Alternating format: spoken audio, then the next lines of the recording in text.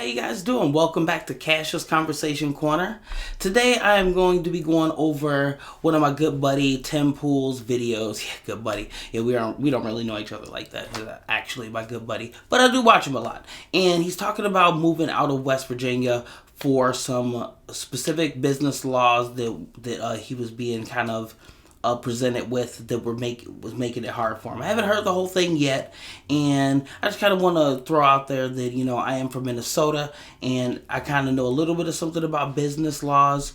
I ran a liquor store with my ex-wife for a few years, actually during the whole George Floyd situation, but I really want to know what he's talking about. Because I was thinking about, I was really considering moving to West Virginia, and I was looking at houses, and I really liked his idea of the anti-Times Square and his whole idea of wanting to have some really cool people move in and open up businesses and kind of make it a really nice area for conservative and just, more America first people that are more interested in that. So, I was really thinking about that and looking at stuff in West Virginia for a while. So I'm really interested in what's going on and why he's moving from West Virginia. So we're going to look over that, and then we'll have a little bit of a conversation after we check it out. All right, let's go ahead and do that. Ladies and gentlemen, we are leaving West Virginia. I regret coming to the state. It's my fault. I didn't do proper research, and I didn't think I would have had to have done research in this field. But, look, let me put it this way. First, I want to apologize to my friends in West Virginia who work in governance, who are desperately trying to find some way to rectify the issues the state has. And unfortunately, I will tell you, the fact that it has come to me discussing this in the first place means that we are well past this. West Virginia's tax laws are psychotic. They require itemization of all objects you own, including your chairs and pens, and it's just ridiculous. And I can say this, if I am wrong about any of this, then it's actually easier than all of that. We're being harassed by the state, so I'm leaving. And so I've had a lot of conversations with people who work in local government, because of course we're friends with some of these people, and I've informed them every step of the way, I will never will there be a time where Tim Pool makes a phone call to the government and says, I, Tim Pool, want you to do a favor for me. Never going to happen. I won't go to a building and demand special treatment. I won't try and enter a club and be like, I'm Tim, never going to do it. And so as we've encountered these ridiculous business regulations and hurdles, I have largely just said, well, it's the nature of business. And I've been like, well, I don't like that. I don't like this. We've come to a crux, however, in that I have recently discovered that in 2021, West Virginia effectively banned individual contracting. I am so deeply offended by that move. I regret ever coming to this state and putting any money into it. It is on par with, we have this here from Investopedia, what California did with AB 5, and it's why we largely do not work with anyone based in California. Very few things motivate me to such rage, and this is one of them. This has to do with the gig economy, and West Virginia followed California in basically saying that if you are an individual who wants to do work in any capacity, you must register as a business first or be an employee, taking away the rights of individuals to choose when and how they work. And I am shocked and offended that West Virginia put this law in place in June of 2021, right before we started our expansion. So had I done my proper research, I would have easily seen that West Virginia was banning contracting, and I would have said we will never go near this state. And so we've run into this because we have talent contracts. And there's reasons why we have contractors versus employees. There's a difference. Due to the nature of contract law, there are certain legal requirements we have with employees pertaining to intellectual property and disclosure and things like this. And it's nothing to do with there's a lot of people out there who are they think NDAs, non-disparagements, and non-disclosures are because companies have secrets. Yes, sir, sometimes. For us, it's because we have movie ideas. It's because we have songs that have not been released. It's because we have technological advancements and plans for a media company. And with that, employees are held to a different standard than contractors. Why? Certain contractors already work for other companies, but we want to share talent. Certain contractors have a list of personal intellectual property that we would never negotiate ownership of, creating a distinction between when someone's a contractor and someone's an employee. Well, we are getting heat from the state because we have people like who drafted a report on like, I'm not going to get into too much nitty gritty on this, but we've been butting heads with the state because, for instance, a single individual who doesn't own a business said, I can help you draft a report on X. And we were like, that would actually be really helpful for us expanding our business. And the state came down and said, how dare you contract an individual? And we were confused. We were like, what do you mean? It's an individual who lives in West Virginia who offered to do some work over the weekend for us to literally just draft a report on a certain issue. And they said, that's not allowed in this state. That's illegal. And we were like, what? And so we began looking into this, and sure enough, that's West Virginia's new law, the Employment Law Worker Classification Act, which uses the excuse of Uber and other BS to create absolutely psychotic provisions as to what constitutes an employee or a contractor, which restricts our ability to do work with top talent. So if I go to a famous individual and say, we want to contract you for a series of shows or whatever, can't do it. Because they're going to be an employee so long as we require locations. Like, I'll put it this way. Timcast IRL can't have contracted talent because online conversations can be hosted from a remote location. And if we require them to be in the studio, that's an employment restriction. And now they're employees. But if they're employees, we're required to give them our company policy employee contract, which creates ownership of IP. It is an absolute disaster. And so I can show you some of these stupid garbage that's in this thing. The form that was sent to us from the government. Check this out. How to determine whether or not someone's an employee or a contractor. If a worker has the right to quit at any time without incurring liability, this indicates an employer-employee relationship. Well, we have a company policy with HR requirements. We cannot have policies that are not uniform. So if we apply it to one employee, it has to apply to all. So if we hire an employee for creative work and say that if you produce a creative work, we own the rights to that. That's what we've hired you for. That would have to apply to anyone who falls under this criteria. So we have independent contractors. We say, hey, we want you to only do one specific thing because we don't want to buy out the rest of your IP or anything related to the work you do. Can't do it. Because if the individual has a right to leave at any moment, they're now an employee, and we must implement our uniform employee policy on everyone, making it impossible to work in the state. And don't get me wrong, it's not just West Virginia, it's also California and a bunch of other states that are doing this. The reason why this makes me so angry is because while the law may be constructed in such a way that says something like, no, it's only if certain criteria within this are met. There's ways around it. Simply set a term. If you want to contract someone, set a timeline. Okay, so now I have to have everyone under term contracts. Congratulations to all Timcast contractors. You are now not allowed to work for anyone else for this amount of time. We don't do that. Well, they're requiring us to do that, and I refuse. I believe these moves that are passing in California and West Virginia and a bunch of other states are intended to push forward the you will live in the pod and you will eat the bugs world, where guess what? If you are a man or a woman, whatever, if you're a person and you live in your house and in your spare time you build birdhouses, and eventually some guy notices it and says, hey, would you like to build some birdhouses for me, for my company? Can't do it. Either they're employees or they're contractors because the work has to fall under rigid guidelines. In West Virginia, one of those is an individual who wants to do work must be a registered business entity. That's right. The state has personally informed us that if you are an individual in West Virginia, you have no right to contract your work. Period. You have to form a business. You have to get a license to do it. You have to ask the state permission to be able to mow someone's lawn. Now, I've had phone calls from a ton of people being like, please, Tim, don't do this. It's embarrassing for the state. And I apologize because I know the state was largely run by Democrats for a long time. And just recently, we've had a change of the administration, but it's going to take them years to sort this stuff out. And they are trying to place enforcement action against us, telling us we are not allowed to contract people. So we've already had to go through our entire list and be like, guys, Maryland didn't make us do this. We didn't even realize this was a law. And that's our fault. So we're going to have to pay the penalties and pay what we have to pay. But from this point forward, if you want to do any work with us, you must be a corporation registered in West Virginia with a license. Come back to us when you have it. And if you operate outside of the state, same thing applies. This is absolutely offensive. So let me tell you about what happened with California with what their AB5 bill is. Vox.com, they had a website called SB Nation.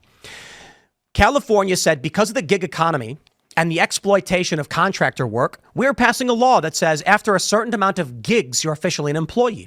So what happened? A bunch of people, how freelance writing works. Somebody will write an article and then they'll send it to some people they know in media and say, hey, would you want to buy this article? I just wrote it. A company will then be like, yeah, we'll give you $100 for it. What happened after AB 5 passed is that all these media companies terminated all of their freelance contractors. But understand what this means. This means that people in California who of their own volition produce an artistic work are now barred from selling it to media companies because the state has put a restriction on those companies saying, if you purchase a certain amount of these products, you must employ the individual. That means the individual doesn't have the choice to be an independent contractor anymore. They are required now to be an employee of someone else's company. Maybe they don't want to be. Maybe they're like, I don't want to work for that guy. I do my own work in my own house on my own laptop, and then I choose who I sell to. No. And then when you become an employee of another company, they're going to have corporate policies saying you can't work for anybody else. And that effectively ends the careers of individuals. What this is, California, West Virginia, and again, many other states, they are moving to ban the right of individuals to do work for money. And it is one of the most offensive things imaginable to me. And for this, this is the straw on the camel's back.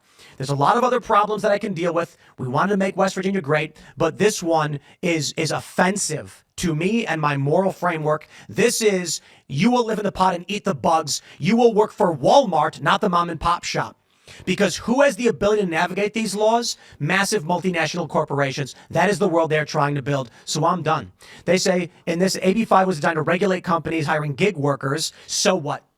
If I use an app to communicate and decide I want to drive today and pick someone up and drop them off, I'm not an employee of Uber. Simply because technology has changed, they have now taken away your right to be an individual who wants to do work. So let me break it down. If I want some local and I said, hey, I got some weeds growing by my house, you want to take care of them for me? The law in West Virginia puts the liability on me personally as the hiring individual to check that this person has a registered business and license to operate in West Virginia. Not interested. That's my rant on that. That's why we're leaving. And I don't know. A bunch of states are adopting this. It's insane.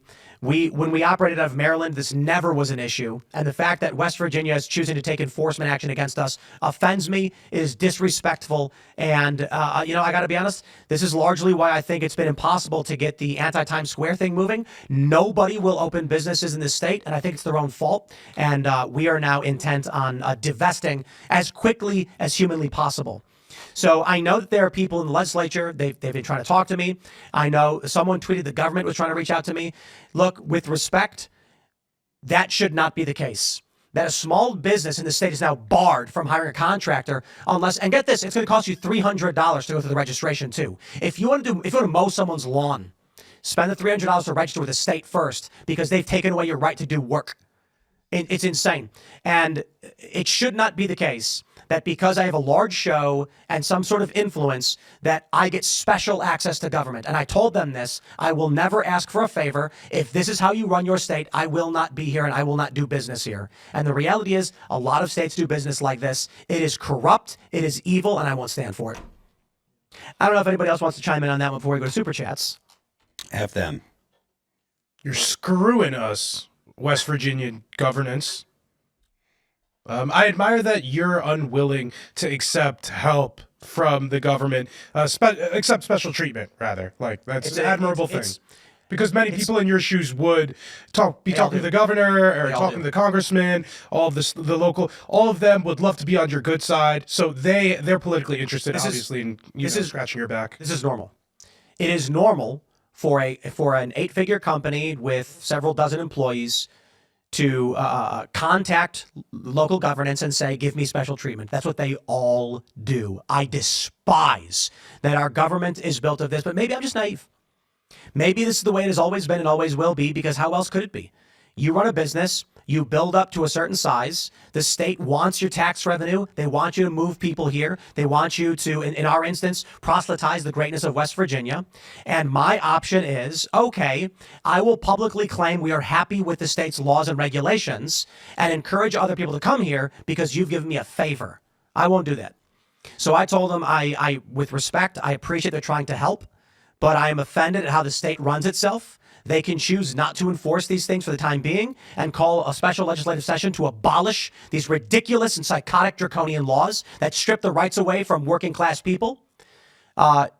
But I'm not going to take a favor from them, nor am I going to go on my show or go on X and be like, everything's great. What a great place to be. Nah, look, we've run into roadblocks and hurdles with regulation in the state already. Their tax laws are psychotic. Everyone complains about it. They require you to itemize literally everything you have. And I was talking to our accountant. I'm like, our chairs, like a folding chair that costs $10? Yep. It's got to be listed, itemized. You got to pay taxes on it. I got to pay property tax on a folding chair? Yes, you do. And I was like, man, that's ridiculous. But okay, like, I understand. I tolerate that. I don't tolerate this. This is 2030 agenda garbage that says because technology advanced and we must get access to your tax revenue. Let me put it this way.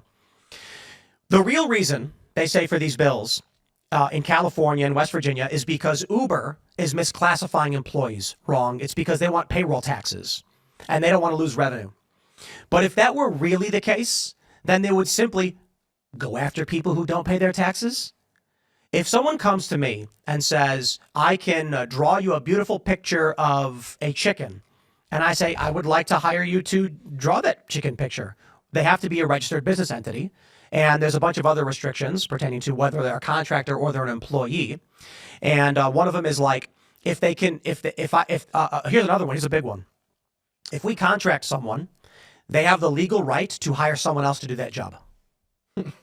So if I contract someone who's talented to do hosting on IRL, they have a legal right to send a random person I don't know to do the job.